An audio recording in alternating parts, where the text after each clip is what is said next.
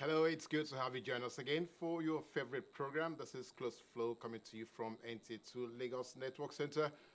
Delight always to know that, well, you are ever, committed to watching and joining the conversation as we reveal to you yet another aspect of our story, the unveiling the story of Nigeria and how this nation can actually become one of the greatest nations on the face of the earth.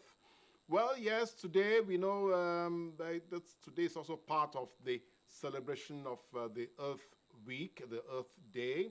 We also know that today is also part of the continuous celebration of the Eid, and so we are joining all these elements of our humanity to see how the story of Nigeria is being shared with the rest of the world. So what are we looking at today specifically? Well, the interesting thing is that the Nigerian story keeps, the narration keeps changing, and we are trying to see how Nigerians can actually be the author or the final author of what the Nigerian story, the Nigerian truth should be shared with the rest of the world. So many issues have actually come up about how Nigeria has evolved as a nation, and so many other trending issues are also there. How Nigeria is still relevant as a nation, or how Nigeria, the national aspiration of Nigeria as a nation, can actually be fine-tuned, can be rejigged, and of course can be exported all over the world so that everybody can buy into that story of what Nigeria is and what Nigeria can be. So we have heard before that some people are saying Nigeria is the giant of Africa, and some others are saying that literally that may just be like a coinage, but not in truth. Some people are saying, well, okay, Nigeria has a 1 in every 4 Africans is in Nigeria, so Nigeria is the most populated African nation, and therefore Nigeria can actually become the economic superpower on the continent. Now, there are so many other issues about how the fact that maybe the colonial experience of Nigeria has not been totally, removed from the way we interact with ourselves. And so we have issues of tribalism, the issues of ethnic rivalry, issues of religious fanaticism. Now, are all these elements part of what should be the negatives about Nigeria as a country? Or can we also borrow a leaf from what the African trade is all about and see how Nigeria can become the hub of interrelationship or trade relationship all across Africa?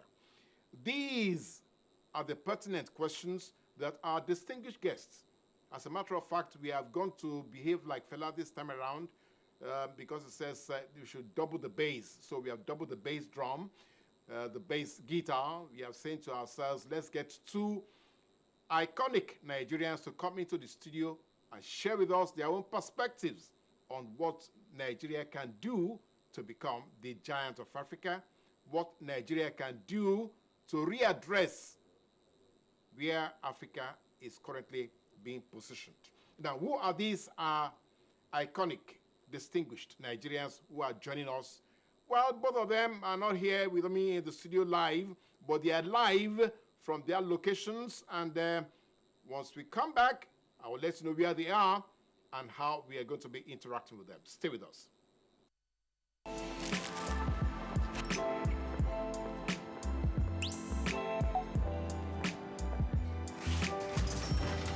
Hey, beautiful, your eyes, your smile are all begging me to take you home tonight.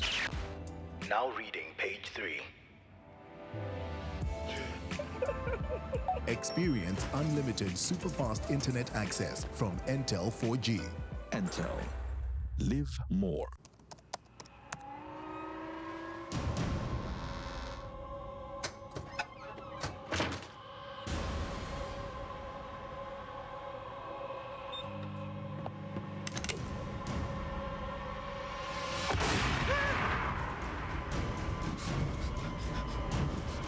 Experience unlimited superfast internet access from Entel 4G. Entel. Live more.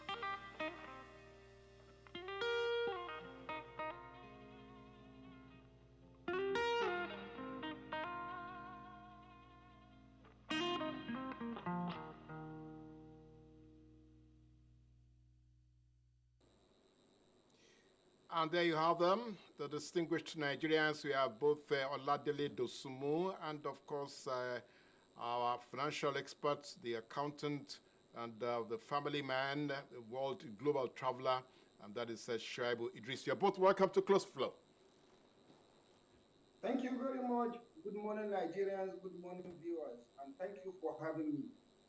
Thank you very much, Shuaibu. Thank you so much for coming. Barika, the Ida Filtre, yes?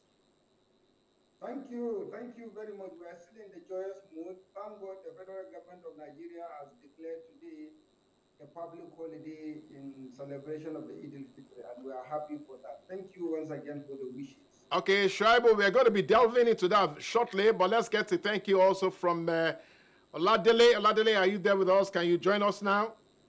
I can hear you loud and clear. Good morning or good afternoon, everybody.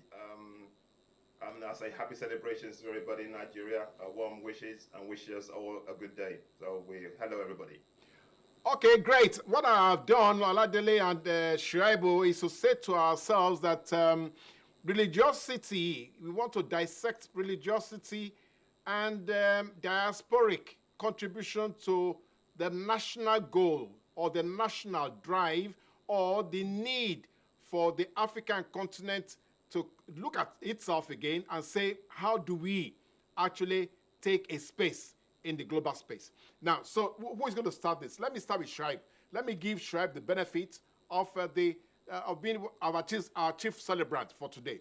So Shuaibu, is it about religiosity? Is it that we are over religious, or is it that we are too how do I say it? We are too expressive of our religious inclinations, and these may have actually, in a way, affected our drive for nationalism. My brother, thank you very much for that question. And I'm sorry, I'm going to be a bit brutally frank about ourselves as Nigerians, so that we may be able to see reasons to change. Great. Fundamentally, God in heavens, who created the earth and indeed all other planets, created mankind, created other animals, created jinns. And he did say in the Holy Quran, and I quote, وَمَا خَلَقَتُ الْجِنَّ وَالْإِنسِ إِلَّا لِيَعْبُدُونِي, meaning, I've not created man and jinns except but to worship me, and that is me, God. Now, juxtapose that verse of the Holy Quran to the Nigerian situation. A country of about 220 million people, and quite a number of us are fairly religious. A number of us are church goers. A number of us are mosque goers. We start meetings, most corporate meetings, most government agencies, parastatal ministers or council of ministers meetings are started with prayers. Middle of the meeting, lies are being told and deception are being discussed. Criminalities are being discussed. A meeting of, planning to conduct or inflict injuries or conduct evils are started with prayers. And at the end of it all, we close the meetings with prayers. At every meeting, you will realize that a number of the participants would have had one ulterior motive or another in their minds. Now you ask yourself, are we really religious or we are just pretenders, deceive one another? Pretenders, yes. We're so deceptive with one another. We claim to be faithful. We claim to be believers. We claim to be members of a humanity club, and but we do everything. Every action we do is contrary to what members of an association or club should do to their members. You just wonder, where is our faith?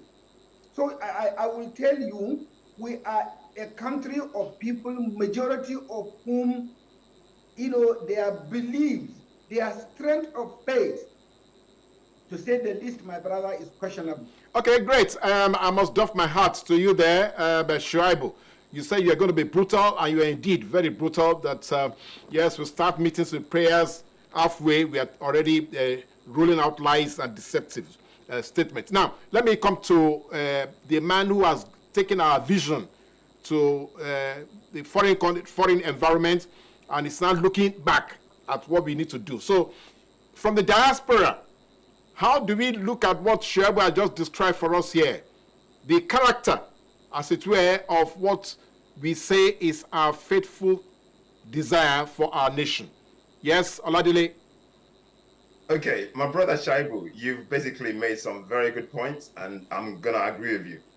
But this is my perspective as somebody who's been out of the country, who's been in the country. Africans, I say Nigerians, are religious, but we're not spiritual. There's a difference between spirituality and there's a difference between religiosity. We're basically too religious to the fact that doing the right thing is not the norm anymore. Basically, like my brother said, we go to church, we go to mosque. We do all these things, but the heart of God doesn't exist in what we do. When you're spiritual, you connect with the source. When you're religious, you just do what we do in Nigeria is what we do. We just go to church, we just go through the processes. But basically, we lose connection with God. So for me, all I'm going to say on this talk is Nigerians are religious but not spiritual. We lost connection with God.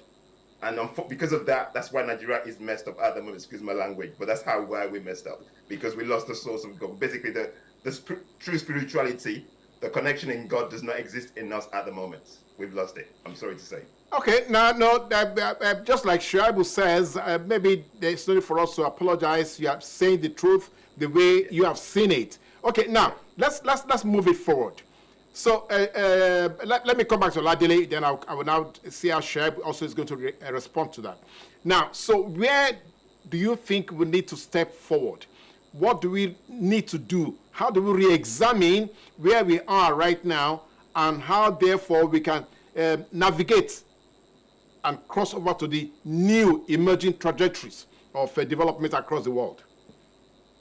My brother, what we need to do is basically we need to look at ourselves in the mirror. Every single person, a Nigerian, wherever you are, what are we doing at the moment? Does it, is it spirit-filled? Is basically, are we doing the right thing? Because for us to move Nigeria forward, every one of us are guilty, one way or the other. Every one of us is guilty. Basically, we do things contrary to our faith, so-called faith. So in order for us to in order to move forward, we need to look in the mirror. Let's do the right thing. In the family goes to the school. From the school goes to the parastatals. We go to government offices. Basically, if we can get the fundamentals right, which is basically loving each other, not doing no harm to each other, then we can move forward. But the Nigeria I see, I don't see that. I see that anybody who gets in a position of authority is readily wants to attack the next person. They would say, do you know who I am? Omentimo Jenny, those kind of stuff. And for us to move our country forward, we need to love. Love is the key. We need to love. If we love each other, as we say, the Bible says, that the Quran says, then we will not harm each other. But as long as we keep trying to trample upon each other, this is basically why Nigeria is not moving forward. We keep ignoring the basics of the fundamentals of life. You have to get the basics right to move forward. For us to move forward, guys, basically all I can say on this is we need to love each other. Love is the key. If we love each other the way we should do, then Nigeria will move forward. We will do the right thing. Instead of bribing or the corruption that persists in our systems, we need to basically look at inwards. Basically, we are all part of it. We are all corrupt one way or the other. Because if the corruption is not rife in us, then Nigeria will not be where it won't be so messy at the moment. Okay, all right. Shuaibu, your partner is saying that if you are pointing one finger out there, 4 fingers are pointing back at you. So how do we now address this issue? What is love that we are now preaching on a day like this? Thank you very much, Dele, for your submission. I will say what Dele has submitted is what I can call step 2 of the process. Step 1 is, first and foremost, examine, each and every one of us should examine himself or herself. Who am I? What is the purpose of my life? What was the purpose of my creation? What contribution do I have to make for my own betterment first, and then for the betterment of the larger society? And to realize and to tell one another that I am not an island. And even if I'm an island, I have some interconnection with one island or another.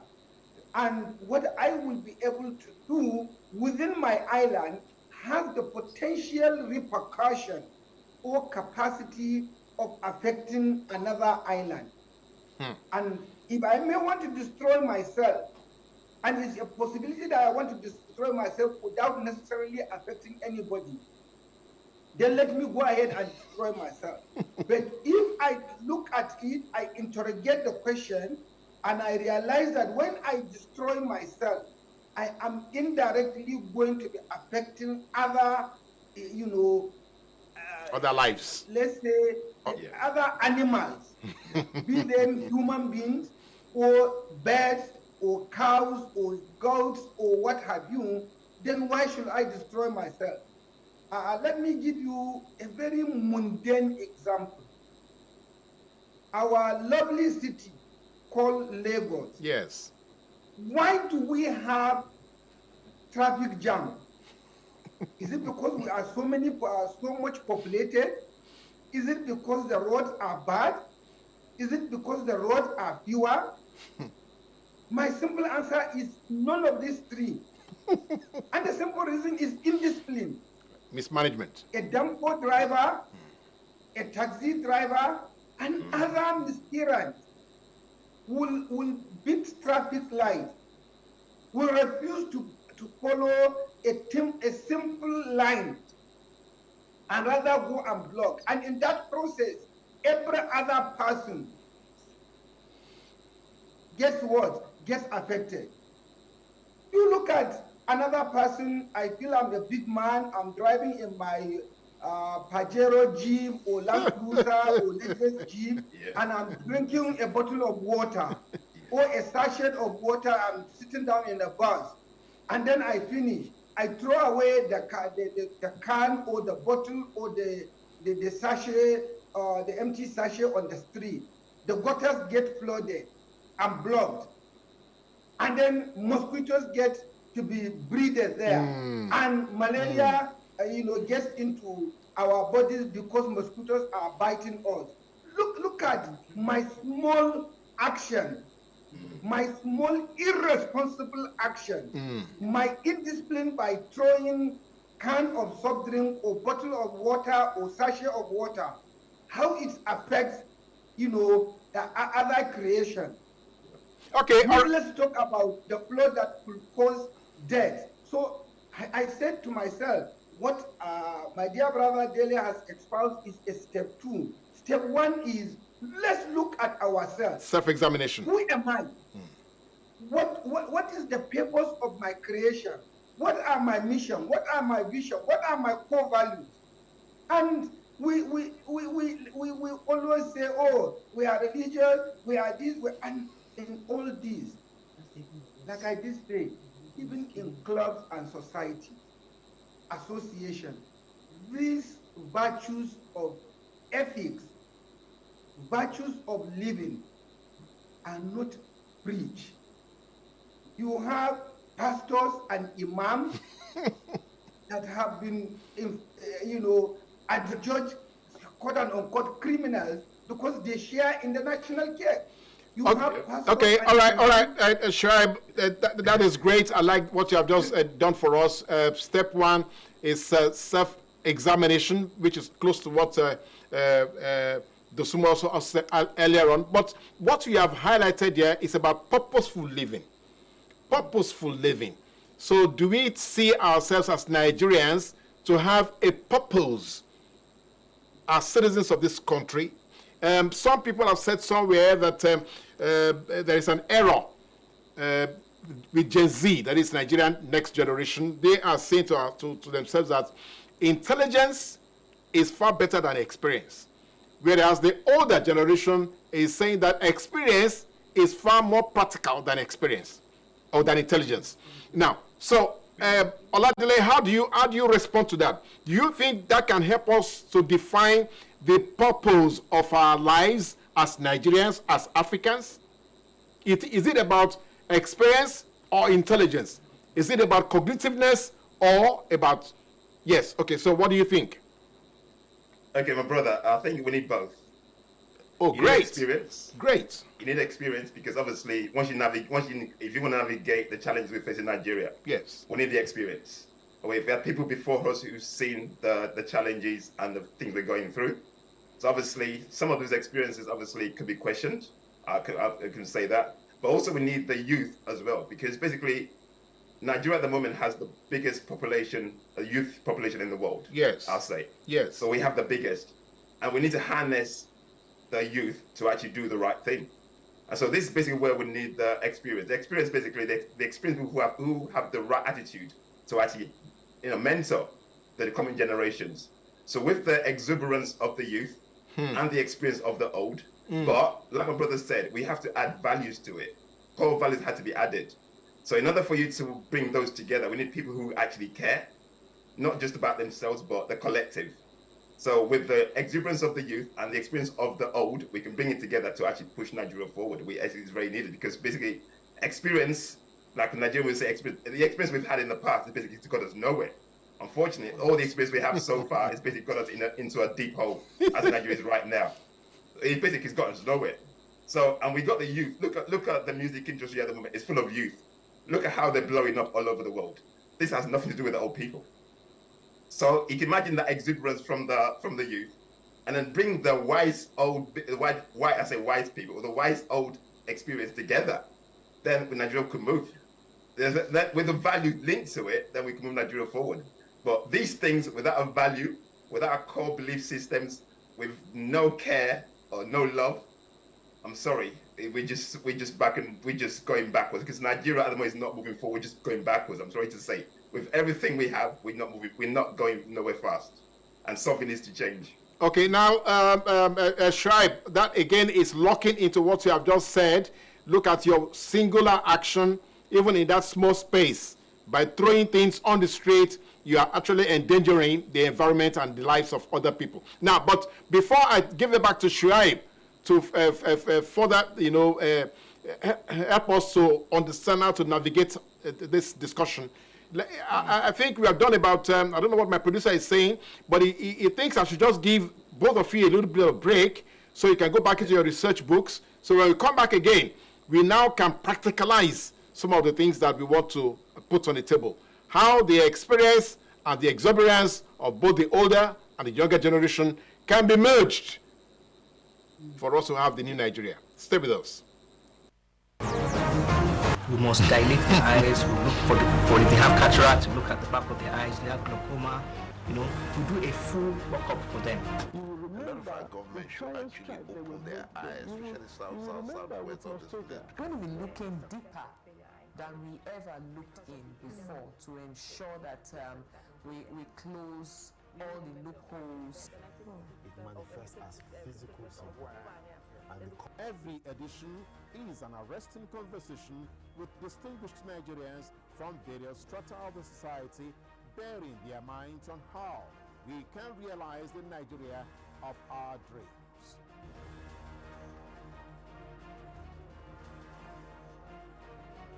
Join us live on Close Flow, Monday, every week here on NTA2 Lagos Network Center. Close Flow. The conversation is about you. All right, thank you for staying with us. We still have our distinguished guest with us also from the two different locations. But quickly, because the conversation is about you as a Nigerian, wherever you are in the world, we would like you to be a part of this discussion, part of this theme that we are dissecting. So if you can reach us quickly, if you want to hear the voice or the sweet voice of Oladele, and then, of course, the commanding voice of Shuaibu, then you can call us. Let me give you the number. It's a dedicated line. So you just call, and then you will now hear their voices. The call line is 070 50 79 1632. 070 50 79 1632. Dedicated for your voice call. Don't text, don't SMS, don't WhatsApp, just call us on that line. But if you don't want to call, or you're finding it difficult to reach us by calling us, then SMS us on 080 63 50 8434. 080 63 50 8434. SMS, just text, so we can just read out your questions or your query or your own comment, your own illustration of what we have discussed so far. Or WhatsApp us again also on 080 2038 4130. WhatsApp 080 2038 4130. From anywhere you are on earth, send us your own reaction or responses or thinking on what we have done so far. Now, Shuaibu, let me quickly come back to you because you're distinguished alumnus of several management academia across the world. You're also a global traveler. So can you, like you said, can you juxtapose what we are passing through or what we are going through as a nation and what you have experienced in your interactions with the rest of the world? So what is lacking? Where is the slack coming from? I like to reiterate the fact that the two parameters we were discussing before the comfort break we just had are extremely important in any community, in any society, in any association. What are these parameters? Experience and intelligence or intellectual. Yes. You see, in every team, in management parlance, when we are constituting teams to handle a project, we like to put what we call the matured or the older generations, and then you put the younger generation and the middle age, so that if the older generation are moving slowly, the younger will push the older generation so that they can go a little faster. And if the younger generation are trying to go at Bullet Ben Johnson speed, the older generation will say, hey guys, apply the brakes, slow down, slow down. So it is very, very important. Each are important, parameters in the life of a society, a nation, a community, a club, or an organization. Imagine a life without intelligent people. This platform we are using to do this program that we are currently doing now. You are reading me from Kaduna. Dele is being read from UK. You are in Lagos. Yet, the world over, everyone can see us. Without intelligence, will there be innovation? The answer is no. If we were just to stay with knowledge, experience, without knowledge, will the nation, will the world be where it is today? The answer is no. Isaac Newton and other, scientists that have made several discoveries wouldn't have done such discoveries without innovation, without thinking, without intellect, without knowledge. So I hope I have added value to that. Yes, indeed, you have. So just go on to the next point. The next point is my experience. To God be the glory, there is probably no continent of planet Earth that I have not been.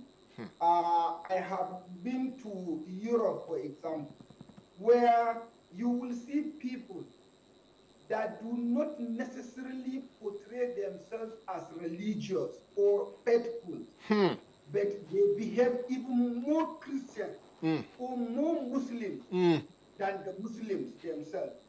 They keep to terms and conditions of contract. They keep to time. They are decent. They are ethical. They are morally upright. Yet, they will not even start any prayer. You may not even see them go to churches or mosques. But they are more Christian, more Muslims, more Islamic than some of us. Then you come to Africa, and indeed Nigeria, you see people with this kind of, so wearing their religious beliefs all over, yet, like our dear old musician Bela will say, people for you, behind you, they will say, they will put a lot of things. So, I'm still a UP, so I still remember the shrine. All right, okay. No, but Shuaibu, you have done beautifully. That was very succinct, the way you have just captured that. Now, let's throw it back at Oladele, because again, the Gen Z, now just like you said, the energy, the exuberance, the willingness, the readiness, even to step out and take on the risk will come from Gen Z. Now, the question will be, do we have the Gen Z properly oriented to do what actually can be national in terms of what we want to achieve? Do we have that kind of persuasion? Do we have that kind of understanding amongst the Nigerian Gen Z? At the moment, we haven't got the right orientation. I'm sorry to say. I was a product of free education by Latif Jakonde. Okay? Today in Nigeria, parents have to pay for their kids' school fees. So a lot of kids are not going to school. The so-called public schools are basically dysfunctional. They don't even exist. And then the little they have to feed themselves, they have to use it to go send the kids to schools that are not even regulated by the government. So that kind of education, that kind of orientation, basically we already falling short to start with. So with that kind of picture painted, so how do we push the kids forward? Basically, the education that they need is not there. So the government is not even, they don't even, it's like they're weaponizing poverty to a certain extent, because they're not actually training the next generation to do what they're supposed to do. So for me, the best people that I look at Nigeria, a lot of rich people are sending their kids abroad to get education. Most Nigerians, probably 90-95% of people can't afford to do that. So they're stuck with a substandard kind of education, which does not prepare them for the journey ahead. So I'm gonna say we are not ready. The ones that we're just not there yet. So when we're not ready, how do we move our nation forward when the next generation is not properly equipped to do the needful to move Nigeria to the next level? We're not ready yet. We are failing our kids so badly, and we're not doing nothing about it. We pretend everything's okay. Nigeria cannot move forward when the next generation is not properly equipped to actually take the mantle from the ones that already messed it up already anyway, because my generation has failed. I'm 55 years old and I say my generation has failed. So how do we need to push the next generation to do the right thing? And if we're not equipping them, so we're just weaponizing poverty in their hands, and we're not doing what we're supposed to do. So we're not there. I'm sorry to say. Okay, Shuaibu, how do we have to find a way to remove that little bit of, as it were, dismay, because Oladele is of the opinion that we have weaponized poverty to the point where even the educational system itself is almost crippled. Now, but we have to go forward. So how do we do it, Shuaibu? Who is going to take, as it were, who is going to help us, bell the cat? Well, thank you very much. Let me just correct myself. The song I tried to quote was Bob Marley, not Fela. Thank you, Dele, for that erudite submission. However, let me be very honest once again to say that again, that is a second step when we look at primary or secondary schools being dysfunctional. I will start with the family, the nucleus and the fundamentals of our living. The foundation of any child starts with the home, the father and mother. And and I agree with Dele that a number of us are a total failure in that regard. I just clocked 59 years old yesterday, 23rd of April, and I can tell you, I always have argument with my brothers and sisters whenever I have the opportunity to ask them a very simple question. Our parents, the quantum of attention they gave us when we were growing up, let's juxtapose the quantum of attention we are giving our children of today and ask ourselves, are we doing justice? Are we giving back to our children what was bequeathed to us by our parents? And general answer is capital no. This day and age, I am a professional, my wife is a professional, and the day-to-day care of the children is left to nanny, a nanny that don't know her father or mother. What she is teaching, your children, you don't know. So moral uprightness, moral upbringing is lost from kindergarten. From the first school at home, we have lost that. Now, how and where do we want to progress? My professor in the Lagos Business School, Professor Pat, told me, usually when we have this kind of conversation, I say, Prof, I have lost hope. He said, Shuaibu, don't ever lose hope. To lose hope is to die. But honestly, I have decided to recount losing hope completely to say, maybe this country may not move forward during our lifetime. There is a need to have a moral revolution, a total restart from ground zero. Children need to be taught the etiquette of life. My dear brothers, and indeed sisters watching this program, those of us who are 40 and above will tell you, when we were young, you will take a bowl of water to give your parents to wash their hands, so that they can dip their hands in either gari, ebao, semolina, or other swallow that we all take, tuo, and the rest of it. But this day and age, we the parents are the ones taking all of water to give our children. What kind of total training misdirection have we taken? So we've lost it from the family background. And then wife and husband quarrel before children. Wife and husband abuse leaders of the country before their children. Wife and husband, disparage institutions. The beginning of it all is to have inflicted a damage in the consciousness of the children. To worsen the situation, we have beautiful institutions that are being managed, or rather mismanaged, by certain Nigerians that have lost their raison d'etre to even live as a members of our society. Is it the university system? Is it the secondary school system? Is it the primary education system where children are being molested? Is it at government level? Is it the political class that are hiring thugs to maim and kill and steal ballot boxes and stop boxes with, ballot papers, rig election? Or is it the judiciary where judgments are being bought and sold?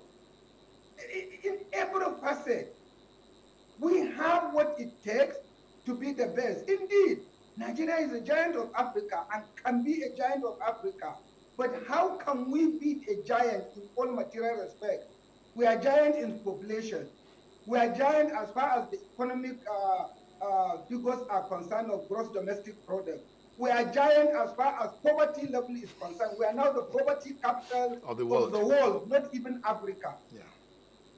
But we can be better. And God has been so kind. He's giving us all that it takes to be the best, the very best. Indeed, I make bold to state that there is no country on this planet Earth that is as so blessed as Nigeria. Yet, we Nigerians have caused Nigeria. We mismanage the God-given resources. The diversity we have in terms of tribes and religion can be better managed to our benefit. The demographic population that we have, we can get demographic dividends. People like Dele and other Nigerians that are members of NIDO, Nigerian in Diaspora Organization. Yes. How much money do they bring annually in Nigeria? We are talking of over $7 billion annually. Yet, what recognition does the country have for the talent that have migrated outside? India has used this in better terms. Indonesia has used it, have made adequate, gains as far as the issue of demographic dividend is concerned. But Nigeria is still battling to get the dividend of demography. What kind of nation, what kind of leadership, what kind of people are we? Okay, great. These are the questions. Our leaders are failing us. These are the questions. We are the failures ourselves, because we need to do what we are expected to do.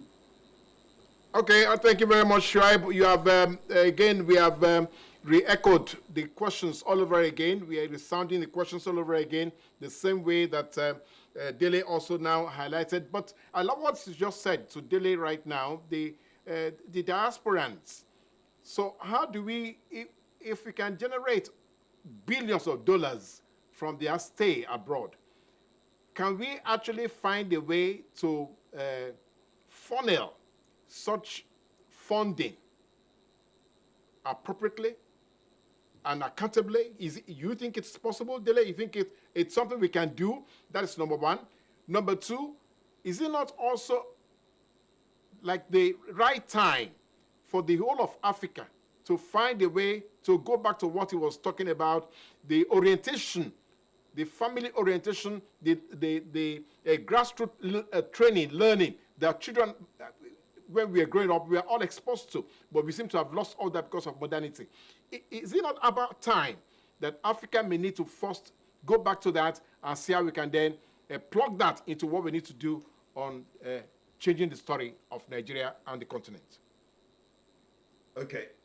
In terms of the diaspora, the impact on, like my brother said, I've actually looked at a survey, and we've remit about almost 80 billion to Africa in terms of money. So the diaspora, luckily, we are there. I've got a program which we call the Emerging Archebulan.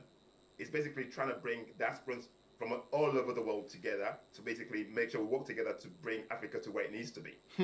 So what do we need to do? We basically need to use the expertise, the education that the diasporans have, combine it with the experience of our continental brothers, like Nigerians. We need to bring it together. Like Shuaibu. That's the solutions we need. Yes. So basically bring Africa's expertise, diasporan expertise from wherever, because it doesn't matter where we are. I'm sure, like my brother said, you said it basically, there's one in four Nigerians all over the world. There's Nigerians everywhere. In America, we got doctors, tech space, there's Nigerians. We dominate basically everything. Yes. So why don't we just bring that expertise back to Nigeria? For us to do that, we need the enabling factors that's going to make us do that.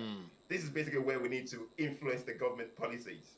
So what I'm saying in a nutshell is, there's no point in us sitting back and doing nothing and complaining. I'm appealing to all my diaspora brothers and sisters. Let's go back home. Let's go fix Nigeria. Let's fix Africa. Because for somebody who's lived abroad practically all my life, you can be abroad, but you're not valued.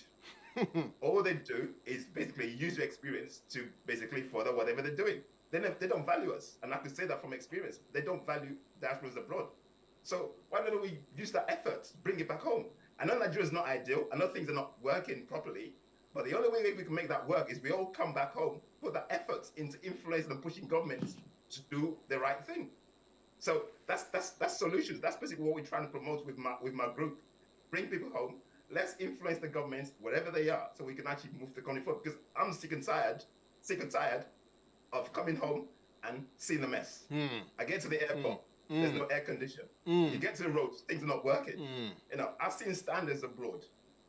Why can't we have the same thing? I don't trust the government. The government can't even do it. I can't see the government doing it for us. We, the people, need to do what's needed to push the government to make them. Then the government will wake up.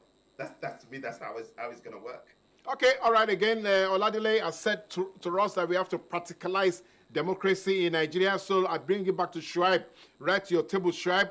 Oladele is saying to us that it is not enough for us to look at the mess. Yes, we keep seeing the mess in our faces, but what are we doing to remove that mess? And you gave us an example of how we grew up, the kind of orientation we got growing up. Now, so let's practicalize democracy in Nigeria. How can we take ownership of governance in the country? Shuaib. Well, thank you once again. Dele, thank you, and thank you again for that submission. And let me be very candid and fair once again to all of us. It is not just you Nigerians in diaspora that are not being recognized. I make bold to state that even within Nigeria, there are quality materials that have values to add that are not being invited to government, either to share their experiences or knowledge.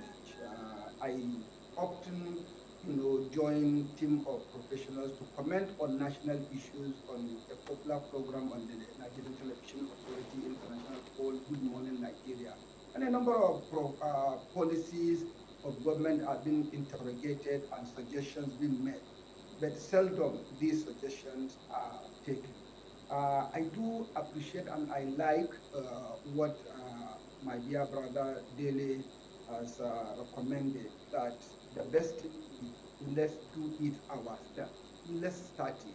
Why should I, for example, wait until I am invited to come and join government?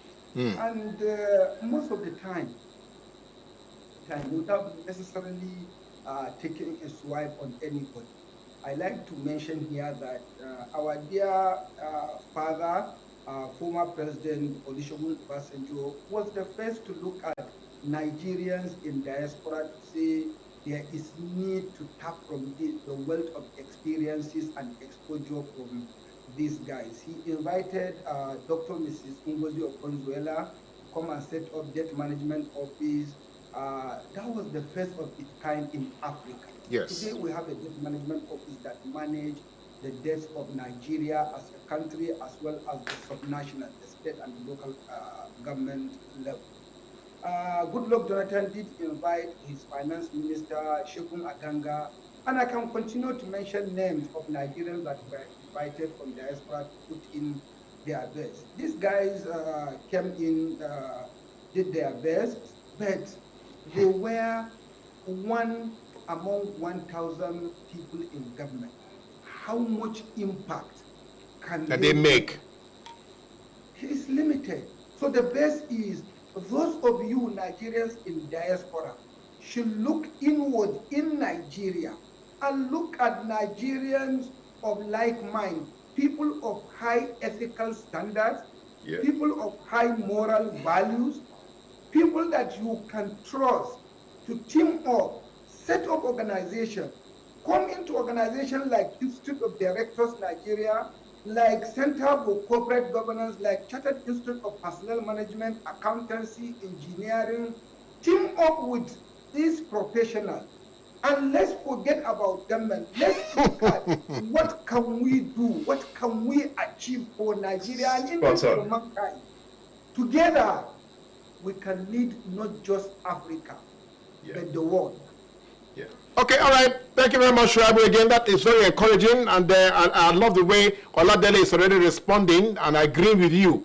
As a matter of fact, I saw him with his paper and his biro already ticking off, what he's going to do next, how to congregate, the experts and professionals, and to form a formidable, as it were, a body for Nigeria and for the continent. Now, but Dele, before we let you go, Akebolan, is that just a dream, or you think it's a reality that we can actually begin to look at? Akebolan, is it not just a dream, or it's not a dream, my brother. It's already happening. We're in the process of actually registering it in Nigeria at the moment.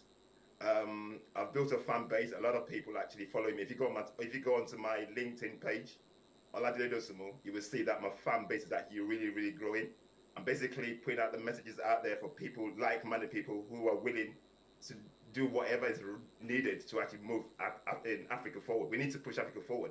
Like I said before, I'm sick and tired of being second class when we are number one. Akebolan means mother of mankind. Yeah. That's who we are as a people. So for people not to take us serious, to me, is a travesty. So emerging Akebolan is already happening anyway. It's basically like-minded diasporans, Africa. Basically, if you're a black man, you're more than welcome to be part of the group. So we're looking at like-minded people who have got a mindset change, because the current mindset that we have is not the right way. We need to change the way we think. And in order for us to change the way we think, once we change that, we can push ourselves forward. Like my brothers have said a few things there, but the mindset shift needs to be happen. And so we're looking for like-minded people who think the way I'm thinking, because I'm a radical. I'm sick and tired of all the rubbish that we've been following, because it has got us nowhere. All right, okay. Okay, Oladele, let's give Shuaibu time to also wrap up, because my producer is saying to me, if I leave both of you here, we are probably going to be crossing into the next program if we are not careful. So, Shuaibu, Oladele has given us what his own mindset is. We need to change the minds of our people and get it right this time around. So what do you think? Your last word to Nigerians. Once again, Dele has spoken spot on. There is no better way to start any building other than from the foundation. And the foundation of mankind is indeed his or her mind. Once we begin to work on the mindset so that the mindset can be on the right trajectory, we will be there in no time. The mindset is changed, the person becomes passionate, and the person takes ownership of what he or she is giving. And glory be to God, I thank God for being here. Dele, I will certainly look for you on LinkedIn, and if I'm not able to get through, please check me on LinkedIn, let's connect. And I'm still advising you in that organization to look at the possibility of having local chapters in African countries, and by extending invitation for membership to that organization, not just to be limited to the diaspora Africans, but to the African professionals living in respective countries that may share similar values, missions, and visions. Okay, all right. Thank you very much for having me. Shuaibu Idris, I must thank you again for the brilliance and the expose that we enjoyed, and also from Oladele, the radicalism that we are saying we want to see a change now. We are tired of the mess. Let's clean off the table. Let's clean up the entire street and get Nigeria and actually the continent, the motherland of the whole world, let's get the continent back where she should be. All right, I want to thank both of you again so much for making this beginning of the week a great one, and I look forward to having you again as the future unfolds, because I know Dele will be home very soon. Maybe by the time he's home, we can get Shuaibu to come from Kaduna and meet and be with us here, so we can have a 360 degrees one-on-one. Thank you, gentlemen, for coming on the show.